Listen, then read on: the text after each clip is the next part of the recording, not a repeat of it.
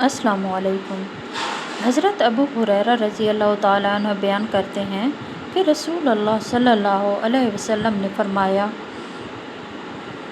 دینار و درہم اور 2 شالے کا پرستار بندہ ہلاک ہو، اگر اسے دیا جائے تو خوش اور اگر نہ دیا جائے تو وہ ناراض ہوتا ہے۔ وہ ہلاک ہو اور ذلیل ہو، جب اسے کانٹا چبھے تو وہ نہ نکالا جائے۔ خوشحالی ہو اس شخص کے لیے جو اللہ کی راہ میں اپنے گھوڑے کی لگام تھامے ہوئے ہے، اس کے بال پراگندہ اور پاؤں گرد آلود ہیں۔ اگر وہ پہرے پر مامور ہے تو وہ پہرے پر ڈٹا ہوا ہے، اور اگر لشکر کے آخری دستے میں ہے تو وہاں بھی ڈٹا ہوا ہے۔ اگر وہ اجازت طلب کرے محفل میں شرکت کے لیے تو اسے اجازت نہ دی جائے، اور اگر وہ سفارش کرے تو سفارش قبول نہ کی جائے۔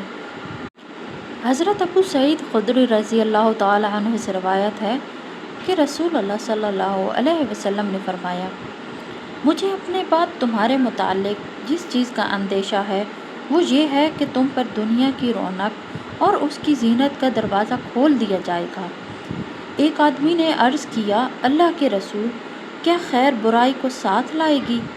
آپ صلی اللہ علیہ وسلم خاموش رہے، حتیٰ کہ ہم نے گمان کیا کہ آپ صلی اللہ علیہ وسلم پر وحی اتاری جا رہی ہے۔ راوی بیان کرتے ہیں، پھر آپ صلی اللہ علیہ وآلہ وسلم نے اپنے چہرہ مبارک سے پسینہ صاف کیا اور فرمایا، وہ سائل کہاں ہے؟ یعنی سوال کرنے والا کہاں ہے؟ گویا آپ صلی اللہ علیہ وسلم نے اس کی تعریف کی۔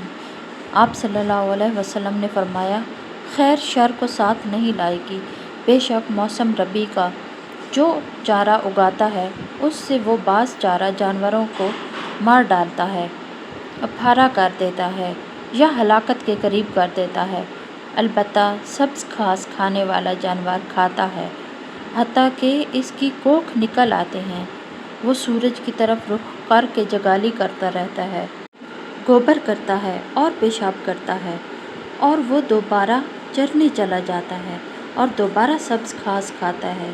یہ مال سرسبز و شاداب شیریں ہے، جس نے اسے اپنی ضرورت کے مطابق لیا اور اسے اس کے حق کے مطابق خرچ کیا تو وہ بہترین مددگار ہے، اور جس نے اسے اپنی ضرورت کے بغیر حاصل کیا تو وہ اس شخص کی طرح ہے جو کھاتا ہے لیکن سیر نہیں ہوتا، اور وہ مال روز قیامت اس کے خلاف گواہی دے گا۔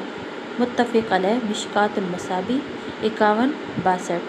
جزاک اللہ خیرا۔